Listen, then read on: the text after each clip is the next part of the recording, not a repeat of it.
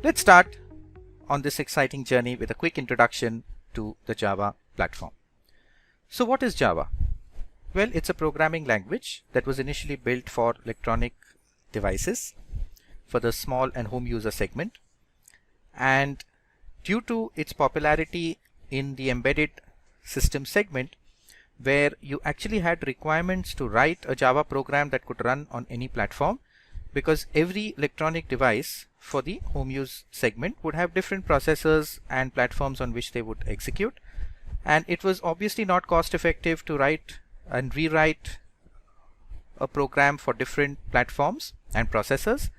And that is where Java initially came into the market. It was codenamed Oak. That's what it was called. And its popularity actually was enhanced since it was targeted towards embedded systems where you could write once and run on any platform. After that, due to the emergence of the internet, it really became very popular. And on the internet as well, when you look at applications that are run on browsers on multiple platforms, OSs and devices, we still required a programming language that could actually be portable enough so that we can write once and execute on multiple platforms. So whether it's an OS, whether it's a gaming console, a laptop or a mobile phone, right up to data centers, enterprise servers and scientific supercomputers, the need of the hour was for that of a programming language where you could write it once and it would be portable enough to execute on multiple such platforms and devices. To do this, Java supports a runtime environment, which is nothing but part of the Java Development Kit API, and this runtime environment is different for different platforms and OSs. And once you install the runtime environment, you would be able to execute your Java program on different platforms depending on if a JRE or a runtime environment is available for that. So we will dive deeper into this and look at how Java is platform independent, how is it portable enough so that you can write a program once and ensure that it is running on different platforms and devices, be it a mobility platform, be it a web-based app, without too much of effort of transitioning it from one vertical to another. In terms of the history of Java, the search for such a language started in 1990, where you actually required such a application development API that could provide capability to write portable code that could run on any device. So Java was developed by James Gosling in 1995 and was then apparently taken over by Oracle Corporation. It's now part of Oracle Corp. And today it's almost used everywhere, whether you're looking at applications developed for the web, applications developed for devices, enterprise servers, applications developed for middlewares. Java is everywhere. So why is Java so popular? Firstly, it is simple and easy to read language, which means it's legible, it's flexible to change. Any developer who's written code, it becomes easy to maintain if that developer leaves the organization and you have rest of the team members that have to pick up and maintain the code. It becomes easy because it's quite simplistic to understand in terms of how the language is structured. It is purely object oriented and it follows the object oriented programming system. So there are two major silos in the industry today: procedural programming and object oriented programming, and Java actually follows object oriented programming. Object oriented programming, as we will dive into deeper later on, aligns to real life entities which map to the physical world and real world scenarios. So you try to simulate the real world and model it into your application so that maintaining the application is easier, since there is a direct relationship between the code that you write and to your entities that actually exist in the real world in part of your problem statement. It is distributed. It is interpreted, which means you can run it on the server, on the middleware, on the web server, on mobility devices. You can distribute the processing load to a client server kind of an environment, hence distributed. It is interpreted, which means it runs in a two-step compilation process, which is what makes it platform independent. So you execute a Java program, it generates into, once you compile the Java program, rather than directly generating machine code, it converts into some intermediate bytecode or what you typically term as a class file, which we will look at later. And hence it is much quicker in terms of execution because it does not directly compile to machine code. It compiles to an intermediate language, which then uses the runtime environment to compiled to machine code, which is targeted to the specific platform on which the runtime is installed. It's robust and of course secure. It's portable, as we discussed. You can write it once and run it anywhere. It's platform independent because you write once. As long as you have a runtime environment for that platform or device, you will be able to execute your Java programs. It provides strong networking infrastructure for server-side computing. So even if you need a code that needs to be shared and you execute it on a server so that multiple clients can connect to that code. Some example would be a chat server, where you have a chat server where the code is installed on a remote system and you have multiple clients connecting to it. Here as well, you can use Java to actually write your applications that can be distributed and accessed by multiple users remotely. It can be used in top mobile OSs, for example Android Studio. If you're developing APK applications installable on the Android platform, you can use Android Studio, and Eclipse is an editor and Java as a programming language of choice. Java is an API. API is technically called set of functions. So it's a set of functions. A group of functions together is what is called as a library, which is created through modification from the existing C programming libraries that we had. And so Java works at a level above the operating system. On top of the operating system, you have one more layer, which is the Java runtime environment, and your Java program does not directly run on top of the OS. It actually runs on top of the framework, which is the runtime engine, and hence you do not have to do too much of management in terms of memory and in terms of optimizing the number of how much of code you have loaded into memory and executing.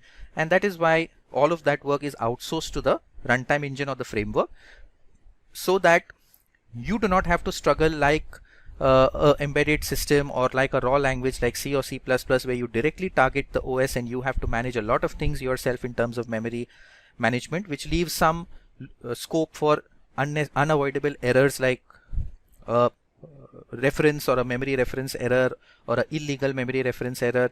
And hence Java is much secure because it focuses on the business problem and leaves all the infrastructure issues for the framework to manage, which could be better effective memory management or ensuring that we do not illegally access memory that is already deallocated.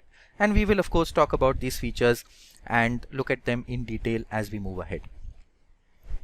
So the various types of Java applications that you can create today is a standalone application. An example of a standalone application is Microsoft Word, which typically runs on your desktop and you need a physical installation of it. I could go for a web application which would run in the browser. An example of this would be Facebook, where I do not need to physically install anything. I could go for an enterprise application. An enterprise application is an end-to-end application that makes the entire business paperless and takes it online, where an example of this could be, if I look at a banking system, the customers of the bank would have a web application to connect to their subsystem and use. For example, let's take HDFC Bank as an example. So I could have a web-based application for the bank. The web-based application could be used for customers. They could be used for employees within the organization to manage user accounts, to create fixed deposits, to transfer funds. They could have directly be used by the end users. I could have a mobile-based application for users who are in transit. I could also have a desktop-based application, which is a physical installation of a standalone app for the employees of the bank working within the local area network of the bank, so that they can quickly access the system. So different user interfaces could be given to this, and various regional offices would connect to a central server on which I would have a block of code running, which would be what I would call as my application server or middleware, so that the moment I have a new update to my code, rather than going to all the branches of the bank, I just push it to the central server and all the branches would get the current code updates or the current changes that would be made in terms to the application in terms of updated interest rates, updated facilities for customers, etc. So an enterprise application caters to the entire business. So enterprise means business. It takes the entire business online and looks at providing an end-to-end online IT-based solution to cater to the end users, the customers, the bank employees, and also give meaningful reports to the management so that they can take better decisions in terms of how to run the business. Mobile applications, I don't really need to get into much because all of us know what mobile apps are, and these are now, it's a mandate and not a luxury any longer because the industry is moving towards that. So an application that needs to be installed on a single machine is a standalone application, example Microsoft Word. A web application, example Facebook. An enterprise application is a business application which looks at how do you cater to multiple users. I could also do load balancing there, which means how do I deploy the application on multiple servers so that if I have large number of customers connecting to my banking application, how do I manage the load effectively so that the application doesn't slow down and the experience for the end user is seamless. Clustering is a networking feature that a hardware or an IT professional would set up, or a systems or a network admin would set up on the server side, which looks at effectively creating multiple servers and connecting them together so that your application is deployed across multiple servers so that the number of requests coming in can be equally balanced across these set of servers, and hence the response time for your end users would be better. This again is developed using something called as Enterprise Java Beans, which is a Java feature or an API available as part of the Java stack. Mobile applications currently developed using Android, and we also had Java Micro Edition, which is also used for developing apps for devices. So you can write code for maybe a Google Glasses that we saw coming up, or maybe a smartwatch, or maybe any wearable device that needs programmatic support and is capable of connecting to the net. In terms of Java editions, there are multiple editions that we have today. We have the Java Standard Edition called SE, okay, which is used to develop, that's the standard SDK that is used to develop applications for the desktop. We have the Enterprise Edition. The Enterprise Edition is typically what is used to take the entire business online. So it needs to cater to the web aspect, it needs to cater to the data storage aspect, it needs to cater to the mobility aspect, and it needs to cater to developing standalone applications. So it's an all-in-one solution which has multiple tiers, and there are different APIs available within the Java development kit, which allow you to develop applications for these different tiers, which could be database, or middleware, or front end, or mobility. And then of course you have the Micro Edition, which is specific to mobility devices. In terms of the second edition of Java, if you look at some of the core concepts around it, it's a standard edition core Java programming platform, and the Java Standard Edition contains multiple Java libraries. It allows development and deployment of Java applications on either a desktop or a server or various embedded environments. Embedded environments would be any kind of device on which you have a application that is running, which is built on Java, and it's used to build standalone applications like Microsoft Word, Excel, etc. The latest version available for Java is Java 8, which is the stable release. You also have a Java 9 or a JDK 9. JDK stands for Java Development Kit. That is the software that you need to download to get started with building applications for Java. And the JDK application is available in version 9 as well, but that is still in beta, and the 8 version is preferred because it's a stable release. You can be ensured a stable release ensures that the application you're building has a higher probability of running without any errors, issues, or crashing. The Enterprise Edition of Java lets you develop large-scale, multi-tiered, scalable, reliable, and secure network applications. So N-tiered, multiple servers. Scalable indicates multiple users can connect to it. Today you have 50 users, tomorrow you can have 100 users. It has a set of functions, technically called an API, to develop distributed apps. Distributed apps would be part of the application running on your client, part of it running on the server. For example, when I have a mobile app, the mobile app, the part of it is processing on my local mobile phone using the processing speed of the mobile phone, and for the data it is connecting to the server to get the updates. So distributed applications are applications that run on multiple systems. So they could run some of it running on the client, some of it running on the server. Portable, it allows an application to be hosted on one place and accessed across the world over the internet. In terms of the Enterprise Edition, the version in the market today is Enterprise Edition 7. For Micro Edition, it helps you develop programs for mobility apps as we discussed, and the latest version in the market, that is stable release, is Java Micro Edition 8.3. So these are the differences that you see between the different editions of the Java APIs. If you look at the standard edition, you have Java Applet. Applets are typically phased out. If you see the Flash applications that run inside the browser, applets are similar to that. It allows you to run small Flash applications within the browser. They are phased out because browsers today do not allow you to have plugins installed. If you're using HTML5, it doesn't allow you to use plugins, and applet is a little outdated technology. We would prefer to use HTML5 to create small games or apps or something which would run in the browser. Then I have AWT, which stands for Abstract Windows Toolkit. It is an API to develop GUI or Windows-based applications in Java, where I need text boxes and buttons, and very similar to your MS Office product, which is a standalone product. I have java.lang, which contains classes that are fundamental to the design of the Java programming language. So this is the core API or the core package. Now when we say package, a package is technically a grouping of functions or classes.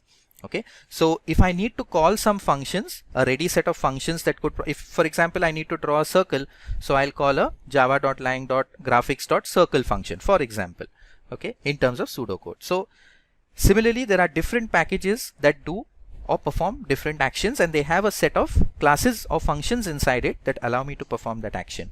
If I need to do file IO or write to a file, I would have a java.io package. If I want probably to send a message, I would need a package which would give me email capability. So similarly, these packages group together functions that you can use which perform a certain action. So java.lang is the root package that you generally need, which has most of the standard code that we would write in our Java program. RMI stands for Remote Method Invocation, and it is a set of functions that gives you a mechanism to create distributed applications, where you can have your code hosted on the server and you could access it by sending a request from the client. Then I have java.sql, which is used to perform Java database operations while connecting to a database and firing SQL queries. As part of the standard edition, we finally have java.util, which has collections and various other utility classes that are useful for storing temporary data in memory, iterating over the data, processing that data before it is sent to the database, accessing time and date, looking at how you can internationalize your application. If you're building it with one language, how do you ensure that if somebody opens up the web application in another country with a different language, how does that application automatically transition to that language? Most of these utility classes are part of java.util. Then we come to the enterprise edition. The first package we'll talk about there is annotation. So the annotation is typically a tag that represents the metadata that is attached with your Java code. Okay, and it indicates additional information which is used by the Java compiler when compiling or processing your program. And the purpose of the Java annotation is simply to associate information with your program element. So rather than writing too much code, annotation brings down the requirement to write code, where you just identify your code with a small identifier at the top indicating that this is what this particular code should be doing. So we will obviously look at it in detail when we do some amount of hands-on. I have the Enterprise Java Beans package. We discussed that EJB is used for developing enterprise-based applications and for developing enterprise-based reusable code which can be deployed on a remote server and multiple users can connect to it and use it, consume it, is something that the EJB package does. JMS stands for Java Messaging Service, and it is a messaging standard that allows applications on the Java platform to create, send, receive and read messages between each other. So if I want one Java application to communicate with another Java application, I can use the JMS API so that messages and information can be sent. For example, today if Vodafone is a telecom service provider purchases another let's say they buy out Airtel as a service provider, I need both those systems now to cross communicate. So customers doing billing in one system needs to communicate with the other system. So I can send messages from one system to the other so that both the systems can communicate with each other using the JMS, and I do not have to rewrite both the systems. So I can get the integration of the Vodafone and the Airtel billing systems done very easily. Then you have JavaX.persistence framework. Now this is an application programming interface or an API specification that describes the management of relational data in applications using Java platform. So persistence means data storage. Okay, so it's a lightweight Java class, and the state of this is typically persisted to a table in a database. So this is more of an object relational mapper or an ORM. What you do is that you define an object inside your Java program. An object is nothing but a real life entity. So let's say if I'm looking at a banking system, my customer would be an object that exists in the banking system. So I would model a customer inside my Java code, and the customer details need to be saved into the database. So for that I will use the persistence API, which will take that customer information and persist it to the database. Then I have the servlet package, which is servlet HTTP. Now this package supports the development of servlets. Servlets are small Java programs that run on the server, on a web server, and you can access them using the HTTP protocol. Okay, and they provide features that I can send a request to the Java program. The Java program will give me a response which is in HTML, which can be viewed inside the browser. Then I have the JSP package. Now this is a scripting language to create dynamic content for web applications. So the servlets are Java programs that are already compiled which create dynamic contents. JSPs, they typically run slower as compared to servlets, as it takes time to convert and compile these JSPs to Java servlets. So Java servlets typically run faster compared to JSPs, and JSPs allow you to create dynamic content by writing scripts on the server side. JSP is a server-side scripting language, so you write programs on the web server depending on the user ID that the user is logged in. For example, he would get data that is specific to him. So if I'm logging to a banking application, depending on the user ID I use to log in, I would get account information or account details that is specific to me. Then you have the micro edition.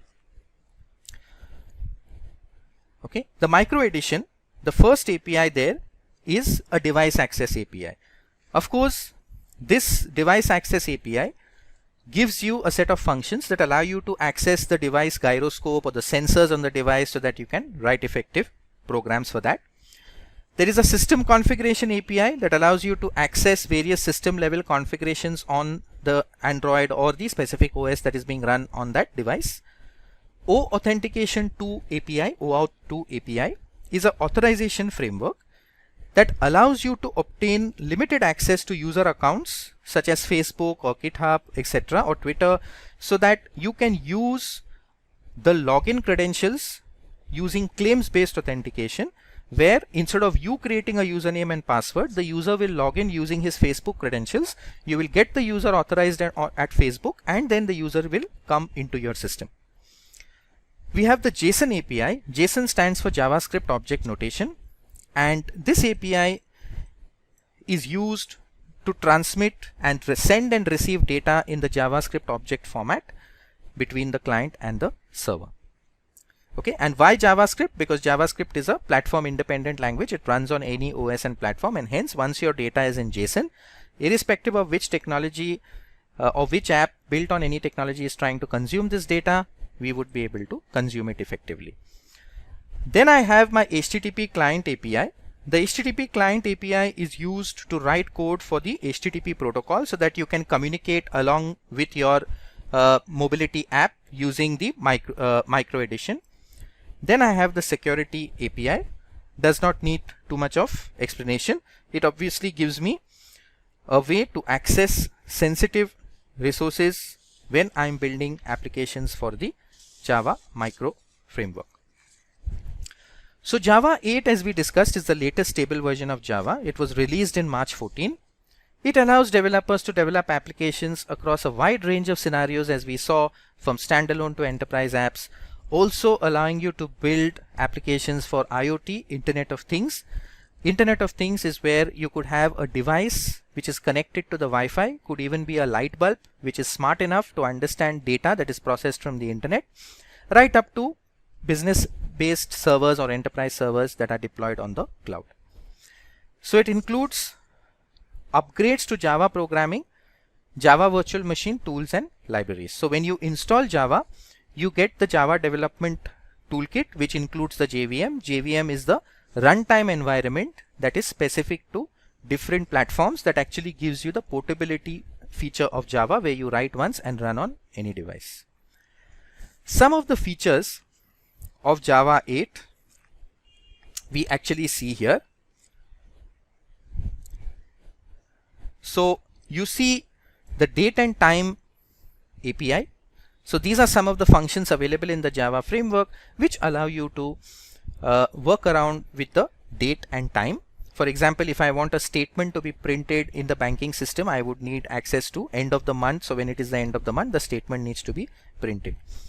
Then I have capability for writing Lambda expressions. Okay. Now Lambda expressions are typically expressions that allow me to pass an entire expression to a function. So it is a shortcut way where it's more about functional programming, okay, where you can write an expression as a function, and that function really does not need to belong to any class. So we will actually be looking at some of the features as we go ahead, but just to give you a quick heads up, maybe I have a maths class and I have a multiplication object that I've created of the maths class, and then I want to create a function. Okay, and this function should actually return a value. So traditionally what I would do is I would say this is a function and I would give it a name, void process or something, and then this function would have some block of code written within it. Now instead of doing this, I can actually simplify this by writing code using the arrow operator, which is a Lambda expression. So I could simply say something like a function taking two parameters, integer a, integer b, and I can use the Lambda arrow operator, okay, and then just say this function probably returns a plus b. So it's a shortcut way of writing everything in a single line as an expression. Here you see something called as the Lambda operator, and this has a lot of benefits in terms of how you can write code in a simplistic way, and also how you can pass values and pass it. It's impossible for me to pass this entire expression as a value to a function. You typically only pass values to a function, but with the Lambda operator you can do that, and we will get into it much more in detail when we see some of the hands-on. Okay, then I have method references, which is another feature where we can actually create references to objects, okay, either by creating new objects or by creating using an existing object. Okay, so for example, if I want to create, let's say I want to create an object of the list class which holds temporary data, okay, and I will say that this should be equal to new array list. Array list is an inbuilt Java class. Now if I want to use method reference, I can create an object saying store instead of the above statement, which takes array list as a parameter. So now store actually stands for the array list object. So it's a shortcut way, and this is one of the things that you can do with a method reference, besides a couple of other syntactical features available, which obviously we are going to look at in due course. Then we have functional interfaces, which is another feature of Java. So functional interfaces have a single functionality to exhibit. For example, if I want to compare two values, okay, I can actually do it with a compare to method, which is used for comparison purpose. And there are a lot of ready-made methods available which do not belong to any class, so you don't have to create an object of a class or something to access them. You can directly access these methods to do comparison or to do quick validations and checks. So simplistic from a syntax perspective. We have a stream API which is also available now in Java 8. This is a new layer or an abstract layer introduced in Java version 8. So you can actually process data in a declarative way, very similar to SQL statements. Now this is very similar to what is available in .NET as the LINQ or language neutral query system, which means that if I actually have data in an object, so let's say I have a list of users, so user list. Now I need to iterate over this and find out what are the list of users inside. So one way is I can write a for loop and then loop through the users. A better way using the stream feature is I can use SQL-like query by saying select max salary, okay, from user list. So this is as good as using SQL statements to write code for the Java API. Then to do encoding and decoding, we have the encode and decode methods. We have default methods which allow you to store default values into variables, which we will look at. We have the for each method, which is used to iterate over each element present inside your stream. So once the stream returns a set of values from your list of users, you use the for each method to quickly pick up values from the stream and print them. Collectors are another feature that could actually also align as a new feature in 8. So collectors is actually a class that extends the object class. So object is the base or the root class in the Java framework. Most of the APIs available or the classes available go and inherit from the object class. And this provides reduction operations. For example, if you have multiple list of users, you want to summarize them based on the salary, you want to look at, a trend in terms of which is the person having the highest salary, which is the person having the highest balance in the account, or which is the person who has done maximum number of banking transactions, then the collectors feature allows you to get that done easily. If you want to construct a sequence of characters separated by a delimiter, so if I want S, comma, A, comma, I have a string and I want to break it up and tokenize it like this, I have the string joiner class available. I have optional as another feature. It is used to contain not null objects. So optional object is used to represent a null with absent value. So for example, if in a database, if I have users or employees, some employees may not be eligible for an increment and hence salary would show, incremented salary would show as 0. Some employees would have resigned and hence their salary should not show as 0. It may give a wrong impression that that person has not got an increment. It should show as null. Then I have Nashorn, which is an improved JavaScript engine that replaces Rhino. So Rhino was the original JavaScript engine. Nashorn is a JavaScript engine available if you need to write JavaScript code along with your server-side JSP, etc. You have much better performance, 2 to 10 times better performance in terms of the compilation speed, and also the directly actually goes ahead and compiles the code in memory and passes the bytecode to your Java virtual machine. So the first compilation that you do of your Java code is going to be much quicker using this capability that is there as part of the Java development kit. Parallel array sorting. So there is a new feature in the array class available which allows you to actually use parallelism, which means I can run parallel processing threads. So 2 threads, or in parallel I can actually spawn through threads. So if I have 2 user lists, I can run one mini program that can access one list of users, a second mini program that can access the second list of users, and it will iterate over these list of users and get me my data. Type inference, the data type of any expression. This is very similar to reflection. So if I really need to find which particular data type this particular variable or object belongs to, I can very easily get it. Method parameter reflection, again part of the or extension to the reflection API, allows me to get the list of parameters passed to a method.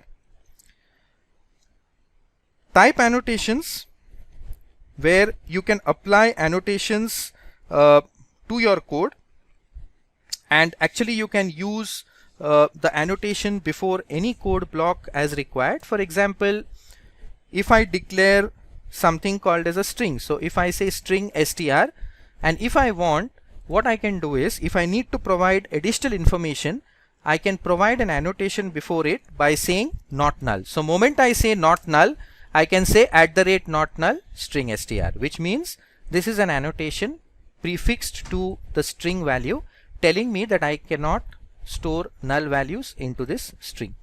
So that is the type annotation feature available here. And of course some improvements have been done to the Java JDBC, which is the database connectivity option available.